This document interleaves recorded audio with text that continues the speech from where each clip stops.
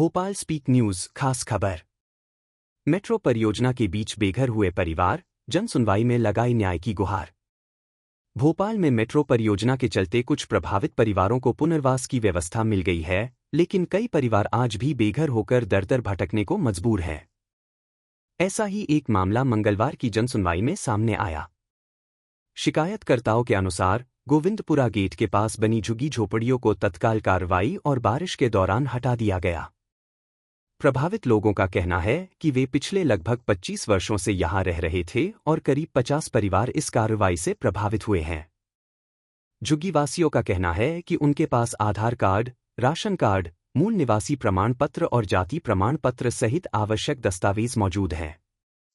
इसके बावजूद उन्हें अभी तक स्थायी रूप से रहने के लिए कोई वैकल्पिक स्थान उपलब्ध नहीं कराया गया है। उनका कहना है कि लगातार हो रही बारिश के कारण छोटे छोटे बच्चों के साथ खुले में रहने को मजबूर हैं। प्रभावित परिवारों का कहना है कि वे मजदूरी कर तथा मूर्तियां बनाकर अपने परिवार का पालन पोषण करते हैं। मेट्रो परियोजना के कारण उजड़ने के बाद वे अपनी समस्या लेकर कलेक्टर कार्यालय की जनसुनवाई में पहुंचे और पुनर्वास की मांग की। उनका आरोप है कि उन्हें केवल आश्वासन देकर वापस भेज दिया गया। स्थल पर पहुंचे पत्रकार ने देखा कि कई झुग्गियां टूटी हुई थीं और बारिश के बीच छोटे छोटे बच्चे एवं परिवार कठिन परिस्थितियों में जीवन बिताते नजर आए। प्रभावित लोगों का यह भी आरोप है कि चुनाव के समय क्षेत्रीय जनप्रतिनिधि उनसे मतदान कराने आते हैं, लेकिन आज उनकी समस्या के समाधान के लिए कोई साथ खड़ा दिखाई नहीं दे रहा है। नोट: इस खबर में व्यक्त आरोप और दावे प्रभावित परिवारों द्वारा लगाए गए हैं। संबंधित प्रशासन, मेट्रो परियोजना अथवा जनप्रतिनिधियों का पक्ष प्राप्त होने पर उसे भी प्रमुखता से प्रकाशित किया जाएगा।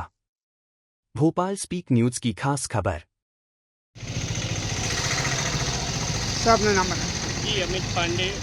पांडे जी, ये सब जो अभी अब मैं देख रहा हूँ कि पूरी तरह से ये लोग घर से बेघर हो गए हैं और आज जनसुनवाई में भी गए थे, तो क्या आश्वासन मिला वहाँ से? ये गरीब राजस्थानी परिवार है जो विगत 25 वर्षों से इसी स्थान पर गणेश जी की मूर्ति बनाकर वही से अपना रोजी रोटी चलाते हैं। अभी भी इनके पास अब गणेश जी की में महीना भर का 1.5 महीने का समय रह गया है। इन्होंने कच्चा माल भी इकट्ठा कर लिया था। प्रशासन से ये अनुरोध करे कि कम से कम इनको महीना 2 महीने की फुर्सत मोहल्लत दे दी जाए ताकि ये अपना साल का सीजन पूरा कर सकें, क्योंकि यही एक इनका सीजन होता है। इसके अलावा ये साल भर कोई इनके पास रोजगार नहीं है, बैठ के खाते हैं। तो आज जब कलेक्टर महोदय के पास आप गए थे तो क्या आदेश दिया? कलेक्टर महोदय की जनसुनवाई में हम लोग आज इकट्ठा हुए थे।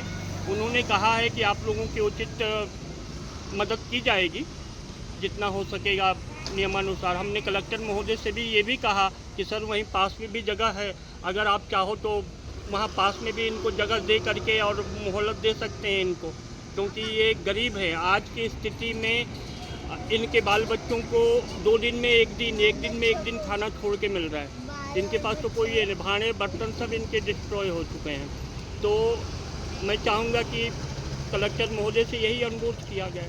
तो अभी इनके बारिश का टाइम है और इनके घर छत नहीं है, इनके घर कुछ पे नहीं है, तो पन्नी डाल करके इनकी अभी क्या सुविधाएं रही? अभी कोई सुविधा नहीं है इनके पास। अभी इनके पास मांग के खाने के अलावा मतलब कि अपने बच्चों को, छोटे छोटे बच्चों को वो किस स्तर पे पाल रहे हैं ये सोच से परे है।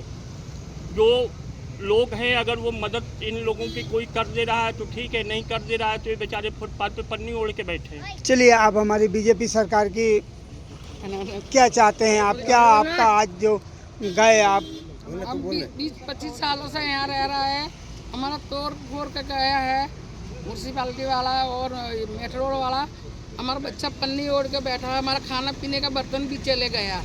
हम लोग का भी खाना पीने का 2 महीने का मोहलत दे दो तो हम लोग सीजन करके यहाँ से चले जाएंगे। आप बताइए, आप क्या कहना कुछ चाहती हैं, कुछ कहना चाहती हैं? 3 महीने रहने को अपन वो मोहलत मांगते हैं उससे, क्या रोजी रोटी का अपन हो जाए, गणेश जी हो जाए, फिर उनका बाद अपन हट जाएगा। तो कहाँ अभी आपको जगह मिलने की कहीं जगह मिली?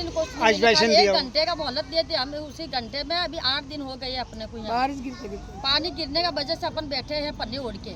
और अभी बारिश का टाइम है तो अभी आपके बच्चे वगैरह कहाँ जाएंगे, क्या वो तो अभी क्या सरकार सुविधा है का- आपके क्या पास? सुविधा कुछ नहीं हो रही सर मेरे।